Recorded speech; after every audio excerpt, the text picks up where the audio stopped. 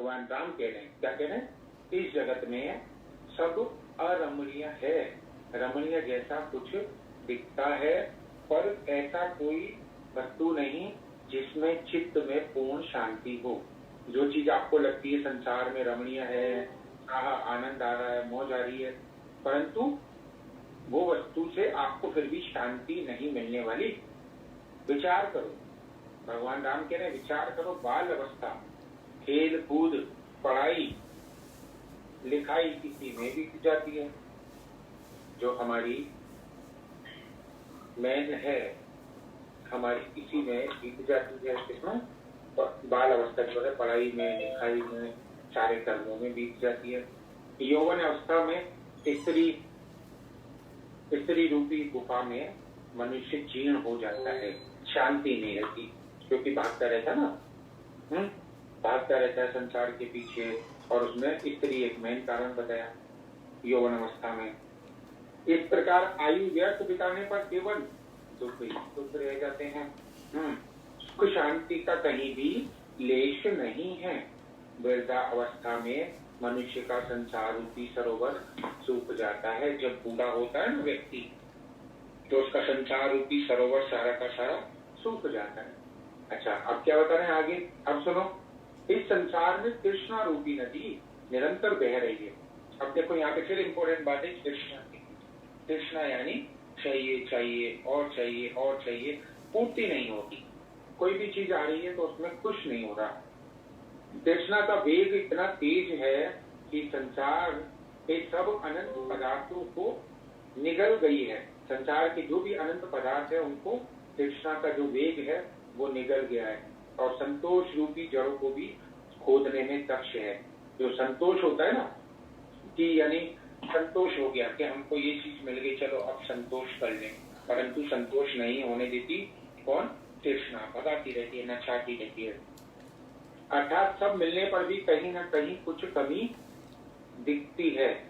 पांच इंद्रियों को कहा गया है यहाँ पर मगरमच्छ। जो मगरमच्छ होता है ना, पांच इंद्रियां जो है हमारी, देखने की, सूंघने की, चखने की, स्पर्श करने की, सुनने की, जैसे आंख, कान, नाक, जीभ, त्वचा, ये पांच इंद्रियां जो है इनको मगरमच्छ कहा गया है। कि मगरमच्छ की तरह है ना, ये पांचों इंद्रियां मदद करती हैं निगलने, यानी एक तो तृष्णा परेशान कर दी है, ऊपर से ये पांच इंद्रियां उसको मदद करती हैं।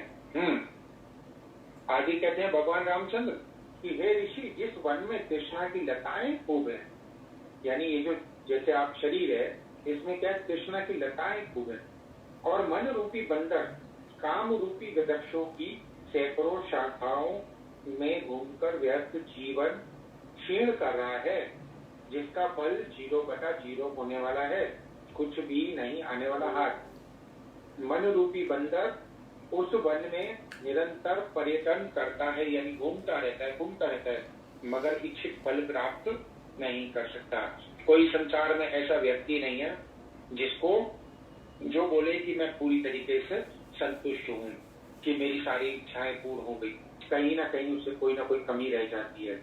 किसी को 1 करोड़ मिल जाए तो कहेगा अरे बेटी की शादी नहीं हो रही, बेटी की शादी हो गई तो कहेगा अभी पोता नहीं हो रहा, पोती नहीं हो रही, पोता पोती हो गया तो कहेगा उनका एडमिशन नहीं हो रहा, वो छोटे हैं। कहीं ना कहीं कोई ना कोई कमी रह जाती है। आगे बता रहे जिन्हें आपत्तियों में दुख और मोह नहीं होता, संपत्ति का जिसे अहंकार नहीं, और स्त्री द्वारा जिसका मन दूषित नहीं होता, ऐसे महान पुरुष अति दुर्लभ हैं।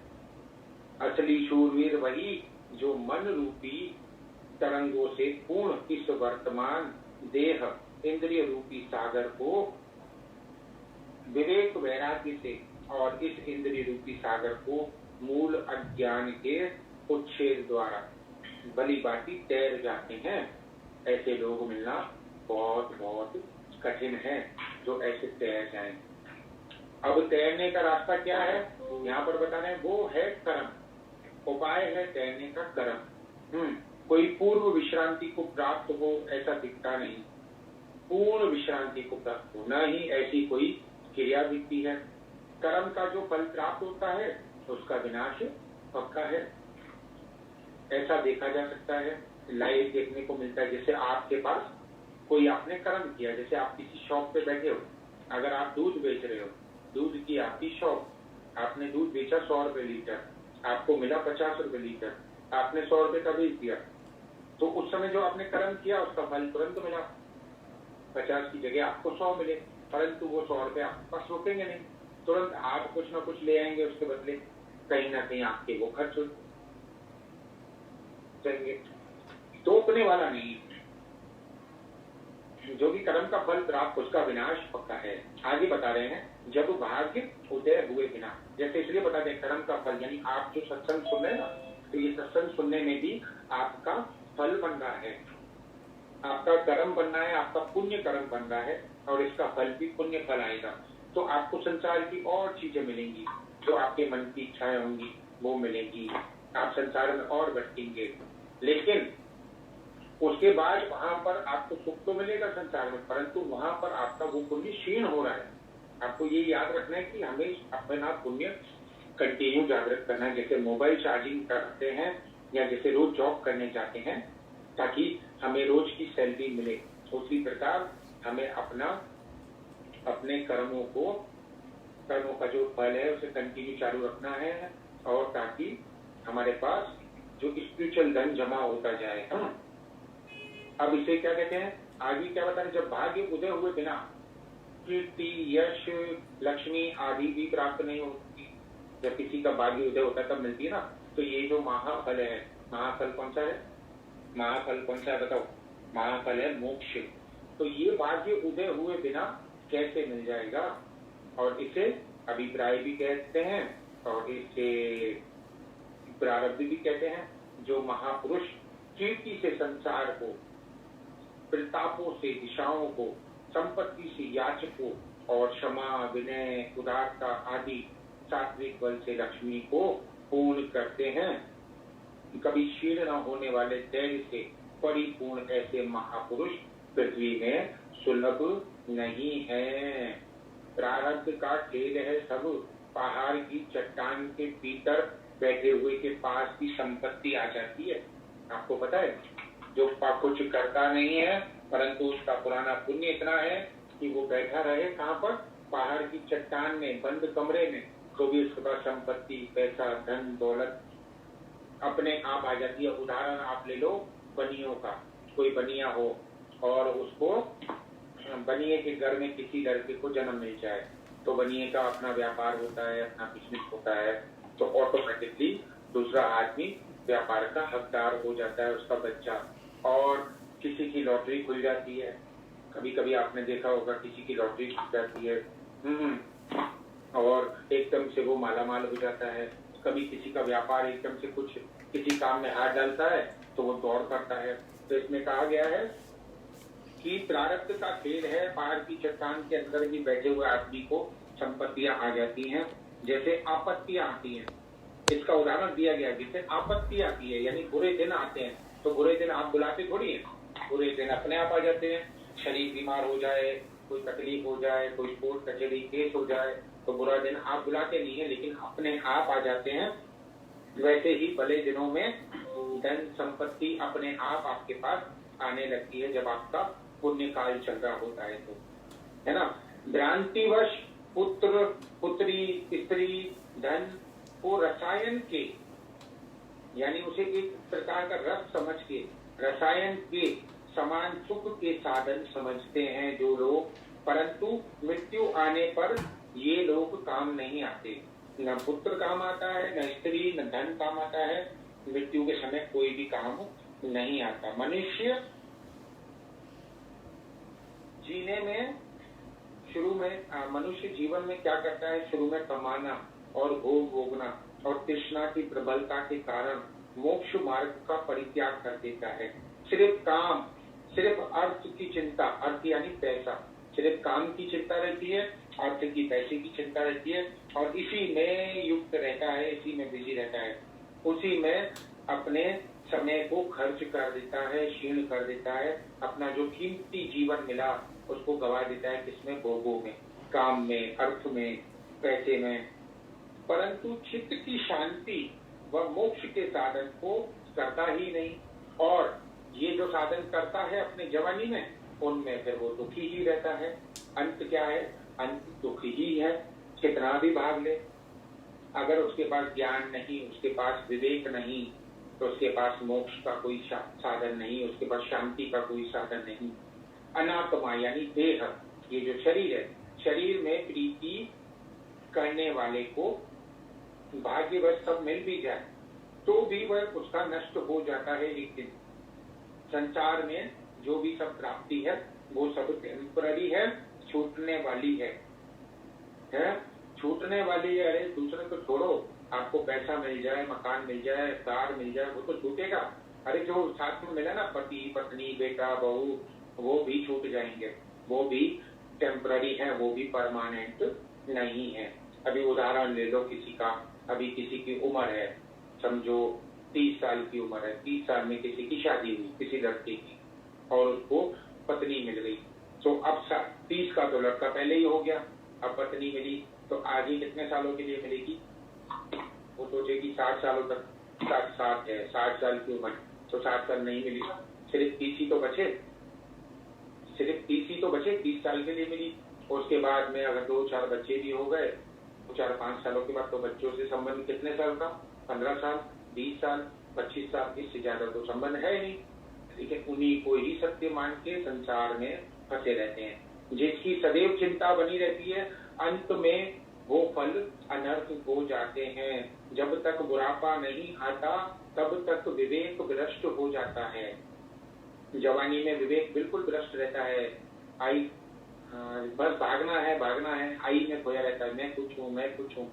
आत्म विवेक से रहित लोग कुछ दिनों में ही जन्म बदलते रहते हैं, आते जाते रहते हैं, उनको कुछ पता ही नहीं रहता, क्योंकि आत्म विवेक नहीं। अज्ञानी जो होता है वो इधर उधर घूम फिरकर रात को मस्त गहरी नींद में सो जाता है। कौन? अज्ञानी। परंतु ज्ञानी हो तो उसको तो नींद ही नहीं आए, ऐसा भगवान रामचंद्र बता रहे हैं इस अध्याय में। जो ज्ञानी हो उसको तो नींद ही नहीं आए, जिसका विवेक जागृत हो वो तो सोचे कि बाबा चलो उठो, सुबह ब्रह्म मुहूर्त करो, हम कैसे भी ब्रह्म मुहूर्त में पहुंचना है, हमें कैसे भी सत्संग में पहुंचना है। किसकी बात हो रही है? किसके लिए कह रहे हैं? ज्ञानी के लिए। परंतु जो अज्ञानी होता है वो दिन भर इधर उधर भागेगा, काम वाम करेगा, थोड़ा सा कमा के लाएगा, खाएगा पिएगा, ऐश करेगा और सो जाएगा, चैन की नींद सोएगा। पर ज्ञानी को तो नींद नहीं आएगी। जब पुरुष संसारिक भोगों को भोगने में व्यस्त हो जाता है तब मृत्यु सामने अचानक से नजर आने लगती है। जो संसार में भटक जाता है तो मृत्यु सामने खड़ी हो जाती है अचानक से, और उसे पता ही नहीं चलता कि कब मृत्यु आ गई। यह कम आश्चर्य की बात नहीं है। भगवान राम कह रहे हैं यह कम आश्चर्य की बात नहीं है। विनाशशील विषयों ने ब्रह्म में डाल रखा है, मोहित कर रखा है। जो लोग विवेक वैराग्य का अभ्यास नहीं करते, देह के लालन पालन में समय गवाते हैं, वे नर रूप पशु कौन सा? बकरा होता है ना, बकरा मैं करता है, उस बकरे के समान है गौर। और दोष रूपी कालिक से उनका मुंह काला होता है और उनको रोग भी घेर लेते हैं आने वाले समय में। जो लोग विवेक का और वैराग्य का अभ्यास नहीं करते और संसार में उलझे रहते हैं और इस शरीर के लिए ही सारा काम करते हैं और शरीर के रिश्तेदारों के लिए, उनको क्या बताया है? नर रूप पशु बताया है। नर के रूप में, इंसान के रूप में वो जानवर है और उसको धीरे धीरे करके रोग भी बहुत घेर लेते हैं। आगे क्या बताना है कि भागवत श्रुति में आता है, भगवती श्रुति में आता है, असत देखो ही सच्चा जो समझता है वह नर रूपी पशु है। ये लाइन भगवती श्रुति में आती है। एक शास्त्र है ये भगवती श्रुति, ठीक है। संसार में हम जिनसे भी संबंध बांधते हैं वे सब माया है। यह संसार भ्रांति में सिर्फ फंसाता है। और आगे बता रहे हैं कि असावधान लोग जो होते हैं वो संसार में फंस जाते हैं। फिर न चित्त की शांति न तृप्ति, और यौवन अवस्था में काम और सौंदर्य उज्जवल रहता है, जवान रहता है। बुढ़ापे में ये काम और सौंदर्य सौंदर्य दुर्लभ हो जाता है। जल, पृथ्वी, अग्नि, वायु, आकाश, इन 5 महाभूतों की बात हो रही है कि इन सब से ये पूरा संसार बना हुआ है ना। पर खेद की बात है कि अविवेकी पुरुष जो होता है इन्हीं को सत्य समझ लेता है। जो शरीर मिला है सामने वाले का, उसी को समझ लेता है ये मेरा पति, ये मेरी पत्नी, ये मेरा बच्चा, जबकि वो ये नहीं जानता कि, जानता भी हो, विवेक होगा तो जानेगा कि भाई वो सामने वाले का शरीर हो या मेरा शरीर हो, किससे बना है? पंच महाभूतों से बना है, तो वो तो परमानेंट नहीं है ना। तो वहां समझ जाएगा, विवेकी होगा। और अविवेकी होगा तो फंस जाएगा, पतन में गिर जाएगा। भोग भोगने वाला पतन में गिर जाता है। जो भोग भोगता है उसका पतन निश्चित है, उसका भटकना 84 में निश्चित है। शरीर के पोषण में विद्या, विनय, धन, संपत्ति को व्यर्थ जो नष्ट करता है, दूसरों का उपकार नहीं करता, वो भीषण कलेश ही कलेश है। उसके जीवन में कलेश ही कलेश रहते हैं। जो दूसरों का उपकार नहीं करता, सिर्फ अपने शरीर का लालन पालन में ही लगा रहता है, धन संपत्ति को अपने ही ऊपर खर्च करता है। धार्मिक पुरुष विवेकी होता है परंतु अति दुर्लभ होता है ना। अब देखो, अब इसमें 2 चीजें आ रही है। एंड में क्या बता रहे हैं भगवान रामचंद्र इस अध्याय में बोलते, सुलभ व्यक्ति कौन है? सुलभ यानी जो सरलता से मिल जाए, ऐसा व्यक्ति कौन है? ऐसा व्यक्ति को नाम दिया जो छल करता है, जो कपट करता है, छल कपट का व्यवहार करता है, जो भी विषय आसक्ति वाला है, जो लालची है, जो ईर्ष्या वाला है, जो लोभी है, ऐसे लोग मिलना बहुत सुलभ है। सुलभ का मतलब होता है सरल है आज के युग में। और दुर्लभ किसको बताया? जो विवेकशील है, जो फलों से, कर्म के फलों से बिल्कुल शून्य है, जो कर्म के फल की इच्छा नहीं करता, जो दुखी नहीं रहता, जो हमेशा ज्ञान में रहता है और ज्ञान के जरिए वो हर बात को काट लेता है। तो इतना इम्पोर्टेंट अध्याय आज का, जिसमें भगवान श्री राम के ये सारी बातें जो उन्होंने बताई वो आपको बताई, शॉर्ट में बताई, अच्छे से बताई, ताकि आपको इनमें से अगर एक बात भी पकड़ ले कोई तो उसका कल्याण हो जाए, एक विवेक जागृत हो जाए ना, तो सारा काम हो जाए। फिर आप जॉब करो, फिर आप काम पे जाओ, फिर आप बॉस बन जाओ, आप कुछ भी करो, कोई फर्क नहीं। बस एक बार विवेक जागृत हो जाए कि मैं जो कर रहा हूँ वो मैं किसके लिए कर रहा हूँ। अगर मैं जो कर रहा हूँ, आज मैं जो कमा रहा हूँ, समझो मैं कहीं भी कमा रहा हूँ, कोई भी चोरी कर रहा हूँ, पाप कर रहा हूँ, झूठ बोल रहा हूँ, ज्यादा कमा रहा हूँ, तो कमा किसके लिए रहा हूँ? उस परिवार के लिए जो मेरा कभी न था, न है, न रहेगा, जो कि अभी मिला है टेम्पररी और छूटने वाला ही है।